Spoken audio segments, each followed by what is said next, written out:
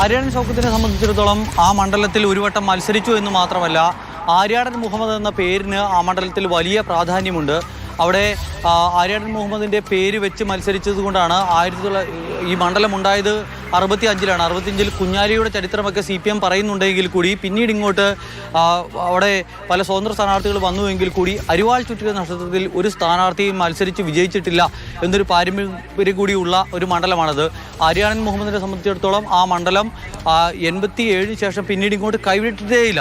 അങ്ങനെയുള്ളൊരു മണ്ഡലമാണ്. ആര്യാടൻ ഷൗക്കത്തിനെ ഒഴിവാക്കി മുന്നോട്ട് പോകാനാകില്ല എന്നൊരു ധാരണയിലേക്ക് എത്തിയിരിക്കുന്നു. VS ജോയിനെ സംബന്ധിച്ചിടത്തോളം VS ജോയി കേരളത്തിലെ ഏറ്റവും മികച്ച DCC പ്രസിഡന്റ് ആരെ എന്ന ചോദ്യത്തിന് ഒറ്റ ഉത്തരമേ ഉള്ളൂ, VS ജോയി എന്നുള്ളതാണ്. ഹൈക്കമാൻഡിൻ്റെ ഒരു റിപ്പോർട്ട്. ആ റിപ്പോർട്ട് ഉള്ളപ്പോൾ പോലും എന്തുകൊണ്ട് VS ജോയി ഒഴിവാക്കി ഈ പറയുന്ന ആര്യാടൻ ഷൗക്കത്തിനെ പരിഗണിച്ചു എന്ന് പറഞ്ഞാൽ അവിടുത്തെ സാമുദായിക സമവാക്യം അടക്കം പരിഗണിച്ചു എന്ന് വേണം മനസ്സിലാക്കാൻ. മാത്രമല്ല, ആര്യാടൻ ഷൗക്കത്ത് കഴിഞ്ഞ തവണ മത്സരിച്ച് തോറ്റപ്പോൾ പോലും പിന്നീട് VV പ്രകാശിന് ആ സീറ്റ് നൽകിയപ്പോൾ പോലും അവിടെയാണ് അമൽ സാമുദായിക സമവാക്യം പരിഗണിച്ചു എന്ന് പറയുമ്പോൾ KC വേണുഗോപാൽ ഇപ്പം നേരത്തെ സൂചിപ്പിച്ച് PV അൻവറുള്ള മറുപടിയായി പറഞ്ഞതാണ് ജാതി മതമൊന്നും നോക്കിയിട്ടില്ല സ്ഥാനാർത്ഥി നിർണ്ണയമെന്ന്. പക്ഷേ നമുക്കറിയാം കേരളത്തിൽ ഉടനീളമുള്ള ചരിത്രത്തിൽ സ്ഥാനാർത്ഥി നിർണ്ണയമൊക്കെ ഇത്തരം പല കാര്യങ്ങളും പരിഗണിച്ചു തന്നെയാണ്. അതിന് ഇവിടെയും മാറ്റമൊന്നുമില്ല. KC വേണുഗോപാൽ അങ്ങനെ പറഞ്ഞെങ്കിലും അല്ലേ?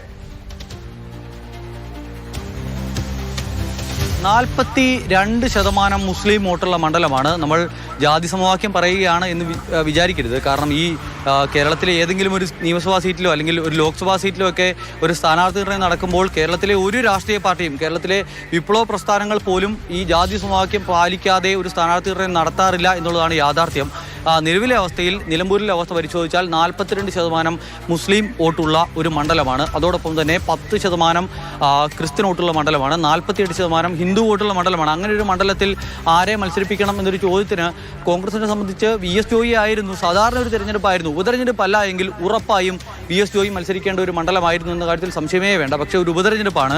ഇതൊരു സെമി ഫൈനലായാണ് UDFും CPM ഒക്കെ ഇതിനെ കാണുന്നത്. അതിനാൽ തന്നെ ഈ തെരഞ്ഞെടുപ്പിൽ പരാജയപ്പെട്ടാൽ ഉണ്ടാകുന്ന ഭീഷണി എത്രത്തോളം വലുതാണെന്ന് നല്ല ബോധ്യമുണ്ട്. മാത്രമല്ല, ആര്യാടൻ ഷൗക്കത്ത് സ്ഥാനാർത്ഥി ആയില്ല എങ്കിൽ CPM എന്തുകൊണ്ടാണ് ഇപ്പോഴും സ്ഥാനാർത്ഥിയെ പ്രഖ്യാപിക്കാതെ മുന്നോട്ട് പോകുന്നത് എന്ന ചോദ്യത്തിന് ഒറ്റ ഉത്തരമേ ഉള്ളൂ. UDFിന്റെ സ്ഥാനാർത്ഥി പല നേതാക്കന്മാരും സംസാരിക്കുന്നത് ശരിയാണ്. അത്തരം ചില നീക്കങ്ങളൊക്കെ പലതവണ നടന്നിട്ടുണ്ട്. അതിന്റെ ആലോചനകളൊക്കെ നടന്നിട്ടുണ്ട് എന്ന് വ്യക്തമാണ്.